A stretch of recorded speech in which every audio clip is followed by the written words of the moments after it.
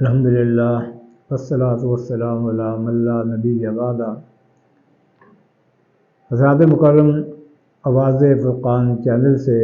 آپ کی خدمت میں حاضر ہوں۔ رمضان المبارک کا مقدس مہینہ ہے اور رمضان المبارک میں اس کو عام طور پر زکوٰۃ کا مہینہ کہا جاتا ہے۔ حالانکہ زکوٰۃ تو صاحب نصاب ہونے کے 1 سال بعد فرض ہوتی ہے۔ بہرحال اس حوالے سے چند گزارشات آپ کی خدمت میں پیش کرنے کی کوشش کر رہا ہوں۔ حضرات مکرم، قرآن عظیم الشان میں زکوٰۃ کی اہمیت کو بڑے واضح الفاظ میں بیان کیا گیا ہے۔ نماز اور زکوٰۃ دراصل دین کے 2 اہم ترین عبادات ہیں۔ نماز بدنی عبادت اور زکوٰۃ مالی عبادت، یہ دونوں ہی اللہ تعالیٰ نے فرض فرمائی ہیں۔ اللہ تعالیٰ نے انسان پر جو حقوق عائد کیے، اس میں اللہ تعالیٰ نے نماز کو اپنے حق کے طور پر، روزہ کو اپنے حق کے طور پر، حج کو اپنے حق کے طور پر اور زکوٰۃ کو بندگان خدا کے حق کے طور پر ارشاد فرمایا ہے۔ زکوٰۃ دراصل جب انسان ادا کرتا ہے تو خالق کائنات اس شخص کے اندر ایک شعور بیدار کرتے ہیں، اور وہ شعور پھر انسان کو پوری زندگی میں اللہ تعالیٰ کے احکامات کی پاسداری اور اللہ کے راستے میں انفاق فی سبیل اللہ اور ادائیگی زکوٰۃ کا خوگر بنا دیتی ہے۔ زکوٰۃ دراصل اللہ تعالیٰ نے جہاں جہاں بھی اقامت صلاۃ کا تذکرہ فرمایا، وہاں ایتاء زکوٰۃ کی بات کی۔ پورے قرآن پاک کو اٹھا کر دیکھ لیجئے، اقامت صلاۃ کے معاً بعد و ایتاء الزکوٰۃ کا رب کائنات نے حکم دیا ہے، اور اس قدر تذکرہ فرمایا ہے، اس قدر تاکید فرمائی ہے، اگر کوئی بندہ زکوٰۃ ادا نہیں کرتا تو گویا کہ وہ دائرۂ اسلام سے ہی خارج صبر کیا جاتا ہے۔ زکوٰۃ دراصل اللہ تعالیٰ کی خوشنودی اور رضا حاصل کرنے کا ایک بہترین ذریعہ بھی ہے۔ جب بندہ خدا اللہ کے دیے ہوئے اس مال میں سے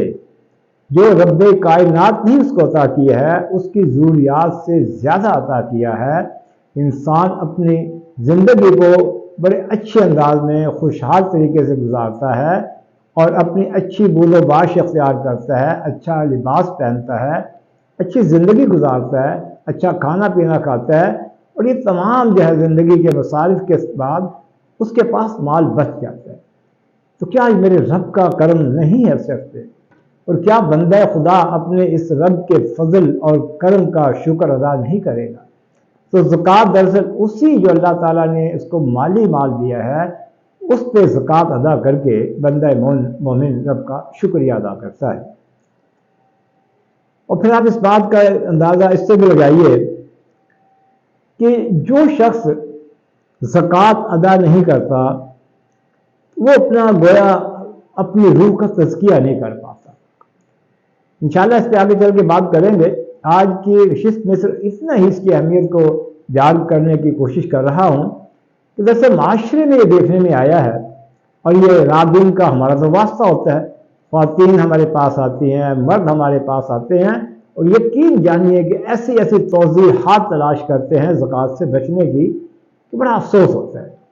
کہ اللہ کے بندو، رب نے تمہیں دیا ہے، رب نے تمہیں مالدار بنایا ہے، رب نے تمہیں صاحب نصاب بنایا ہے، تو پھر یہ زکوٰۃ دینے میں لہذ و لعاب سے کام کیوں لیتے ہو؟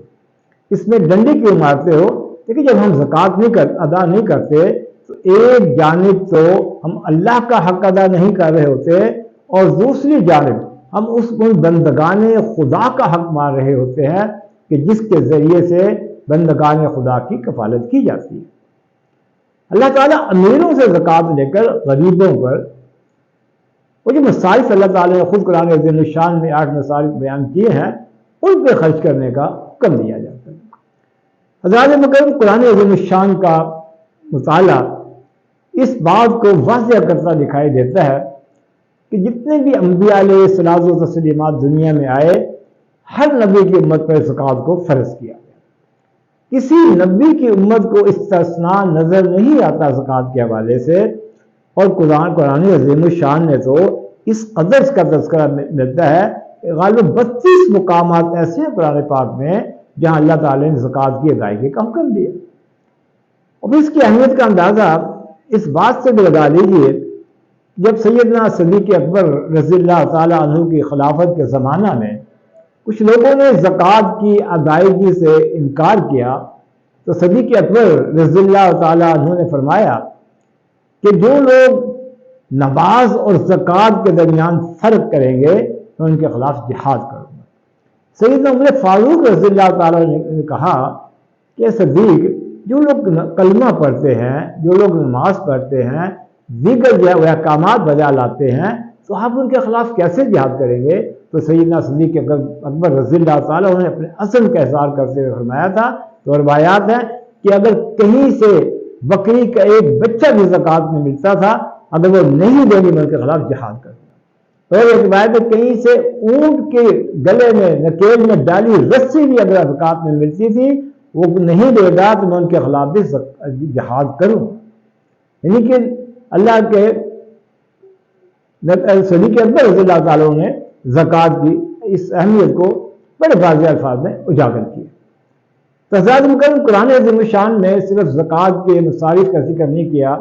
زکوٰۃ کی ادائیگی کا ذکر نہیں کیا، زکوٰۃ دینے والوں کے لیے خیر و فلاح اجر و انعام کا ذکر نہیں کیا گیا، بلکہ زکوٰۃ نہ دینے والوں کو بھی بڑے زبردست الفاظ کے اندر متنبع کیا گیا ہے۔ ان کو ہولناک عذاب کی جو ہے اللہ تعالیٰ نے نبی نے سنائی، ان پہ غضبناک جو عذاب آنے والا ہے زکوٰۃ نہ دینے سے، اس سے اللہ تعالیٰ نے قرآن عظیم الشان میں متنبع فرمایا۔ تو اس کا گرامی صدقہ،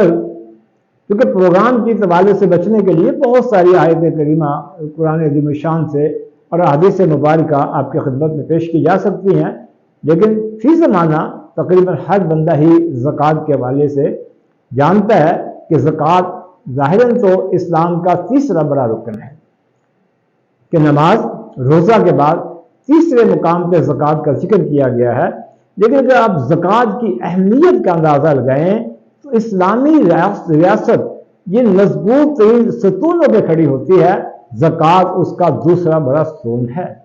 لیکن اسلامی ریاست کے نظام کو چلانے کے لیے، مالی معاملات کے لیے، مالی معاملات کو درست کرنے کے لیے زکوٰۃ اہم ترین کردار ادا کرتی ہے۔ اور جس معاشرے میں زکوٰۃ کا چال چلن ہوتا ہے وہ معاشرہ انتہائی خوشحال معاشرہ ہوتا ہے۔ بے شمار مثالیں آپ حضرات کے سامنے پہلے سے موجود ہیں۔ میں صرف اس کی اہمیت اجاگر کرنے کے لیے آپ سے اتنا گزارش کروں گا کہ خدا کے لیے زکوٰۃ کے حوالے سے جو بھی آپ کا نصاب ہے، انشاءاللہ اگلے ولاگ میں زکوٰۃ کا نصاب کیا ہے، اس میں ہم بہت زیادہ لحاظ و لال سے کام لیتے ہیں۔ زکوٰۃ کے مصارف کیا ہیں اور زکوٰۃ جو ہے اس میں کیا کیا گنجائشیں ہیں اور کس طریقے سے زکوٰۃ ادا کرنی چاہیے، اور کس مال پہ کتنی زکوٰۃ ہے۔ مویشیوں کی اپنی زکوٰۃ ہے، سونے کی اپنی زکوٰۃ ہے، چاندی کی اپنی زکوٰۃ ہے، مال و متاع کی اپنی زکوٰۃ ہے، اور وہ جہاں پہ چھوٹ دی گئی ہے شریعت مطہرہ کے اندر کہ آپ کے رہائش کے لیے قیمتی سے قیمتی گھر ہے، اس پہ کوئی زکوٰۃ نہیں ہے، بڑی سے بڑی گاڑی ہے، اس پہ کوئی زکوٰۃ نہیں ہے، آپ کے گھر میں یا یوٹیلٹیز یا چیزیں ہیں، فریج ہے، اے سی ہے، اسی طریقے سے اوون ہے، فرنیچر ہے، یہ چاہے کتنا ہی مالیت کا کیوں نہ ہو، یہ استعمال کی چیزیں، ان پہ زکوٰۃ نہیں ہوتی۔ تو انشاءاللہ آئندہ نشست کے اندر ان تمام چیزوں کے حوالے سے ہی آپ کے گوش گزار چند باتیں کرنے کی جسارت کروں گا۔ آپ سے اتنا التماس ہے کہ خدا کے لیے نہ اللہ کے حقوق پیدا کر ڈالیے اور نہ اللہ کے بندوں کے حقوق کو غصب کیجیے۔ آپ کو میرے رب نے جتنا دیا ہے، آپ جس حساب سے بھی صاحب نصاب ہیں، آپ کے پاس مویشی ہیں، آپ کے پاس مال و متاع ہے، آپ کے پاس سونا ہے، آپ کے پاس چاندی ہے، آپ کے پاس جانور ہیں، آپ کے پاس اونٹ ہے، بھیڑ بکری ہیں، گائے بھینس ہے، اور یہ مال تجارت ہے۔ خدا کے لیے کسی اچھے عالم دین کے پاس بیٹھ جائیے، اس کے سامنے تمام تر تفصیلات رکھیے اور پھر ان کو کہیے کہ ہماری اس پہ زکوٰۃ جو ہمیں متعین کر کے بتلا دیجیے۔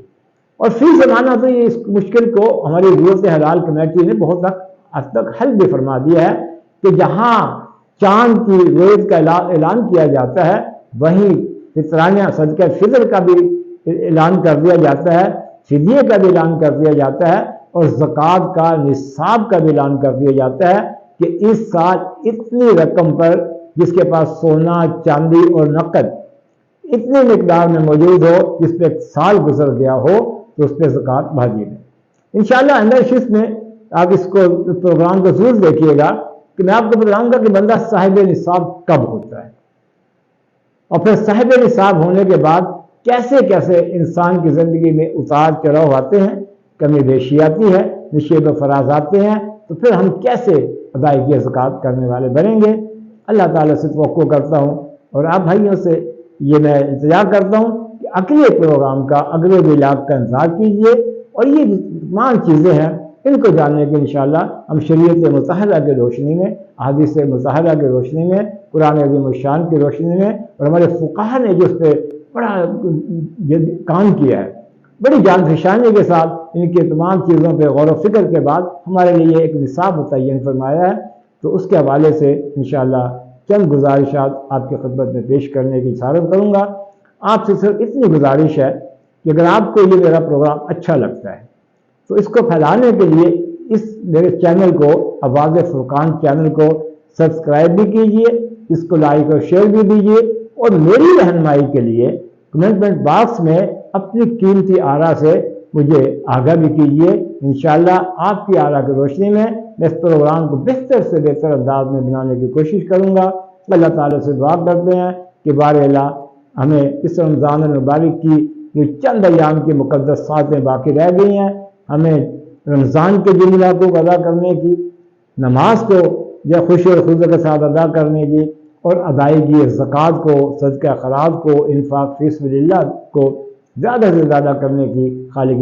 کائنات ہمیں توفیق عطا فرمائے۔ اللہ تعالیٰ میرا اور آپ کا حامی ناصر ہو۔ جزاکم اللہ خیر، واسن جزا۔